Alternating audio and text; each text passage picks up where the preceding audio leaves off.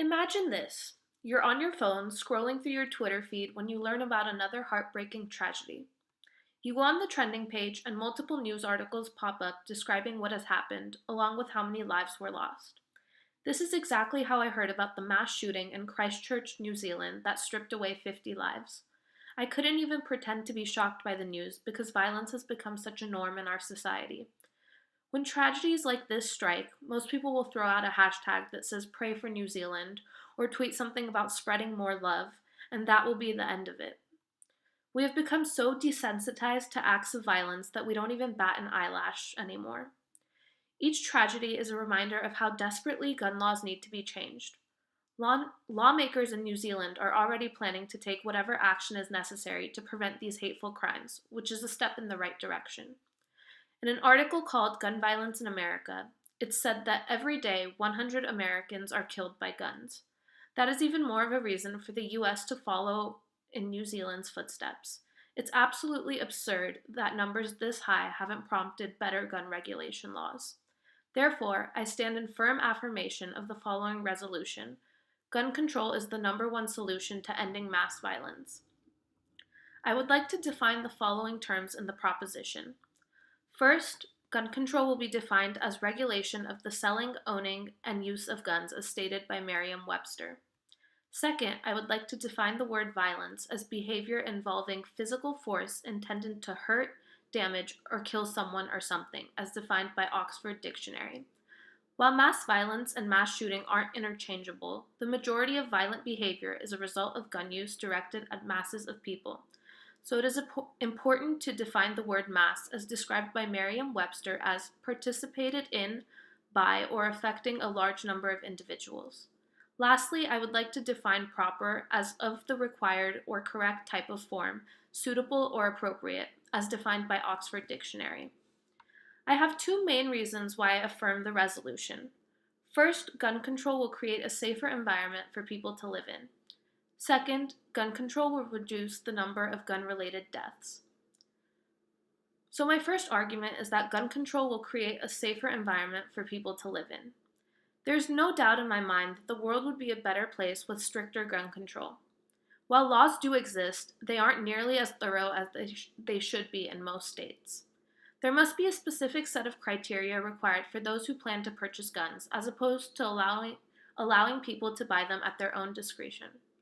In California, the requirements include a minimum age of 18, you must be of good moral character, you must have a good cause to justify the permit, you are a resident of the county or your place of work is in the county, you have completed an approved firearms training class, you have not been convicted of a felony or certain types of misdemeanors, you are not addicted to drugs, and you have not been diagnosed as mentally ill. We need to avoid putting guns in the hands of people who cannot be trusted with them. There's absolutely no reason for anyone to be carrying a gun unless they work at a job where it's necessary to have firearms, such as a correctional facility. In the article, Common Sense Gun Laws, Not More Guns Would Make Us Safer, Tona Magliano says, when a culture's decreasing respect for human life and its significant indifference to violence are combined, with its easy legal access to guns, the results are not difficult to predict. Now, some might argue criminals can still get their hands on guns because they don't care about following the laws, and as a result, stricter gun laws won't affect them.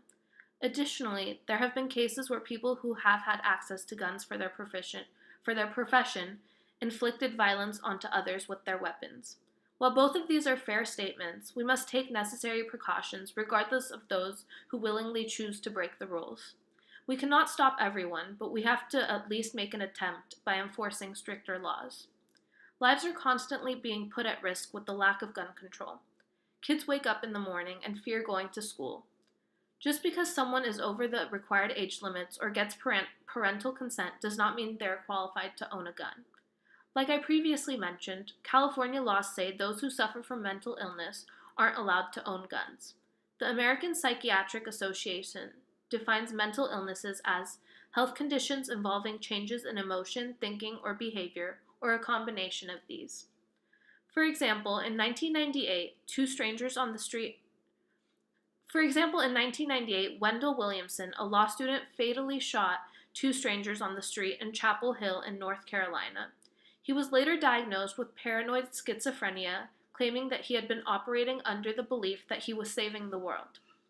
People such as Williamson are not in the right state of mind, and when you give them access to guns, they are capable of committing violent acts that cannot be taken back. To stop this from happening, we must require psychiatric evaluations to diagnose people's mental health and determine whether or not they are stable enough to own a gun. No one should have to feel unsafe in their community, but unfortunately, that is what's happening. To create a sense of safety and security, we need to be wary of who we're selling firearms to.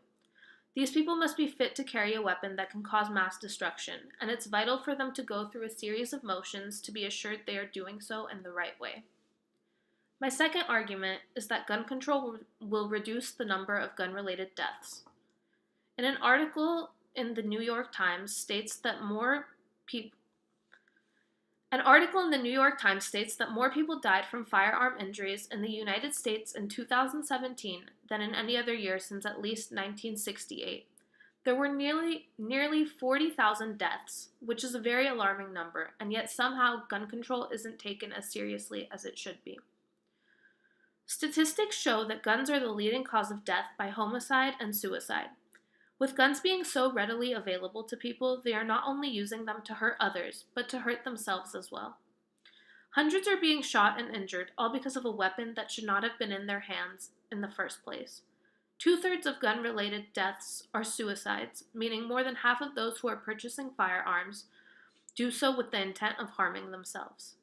These people are not in a good place mentally, so they certainly shouldn't be allowed to make purchases of that nature. Not to mention, there have been multiple shooters responsible for mass violence that simply ended up killing themselves after the fact. Though suicide is a big issue when it comes to gun control, it is also a result of mass violence. Take the Parkland shooting that took place at Stoneman Douglas High School, for example.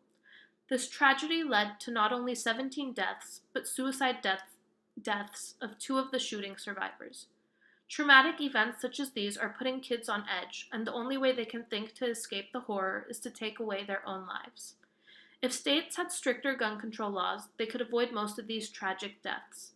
With that being said, more background checks should be issued to those who plan to buy firearms to be assured they are sold to people who are licensed and actually know what they are doing with these weapons. For example, those who hunt or police officers.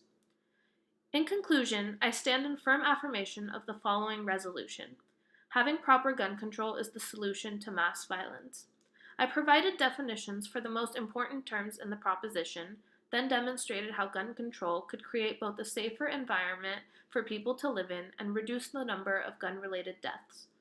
Although some will argue gun control isn't necessary, I will remind you that hundreds of lives are being lost on the daily due to gun deaths. Not only would the rate of homicide and suicide lower, but so would the number of mass shootings that are taking place across the globe. We can't have people living in a constant state of fear because there is a lack of gun regulation, so it's in everyone's best interest to keep firearms away from all of those who are unfit to carry them. We must make better laws and improve the ones that are already in place to avoid tragedies. The first step is for everyone to begin taking action instead of being so passive about these issues. It will definitely make the world more harmonious, but it will also help preserve precious lives. Therefore, having proper gun control is the solution to mass violence. Thank you.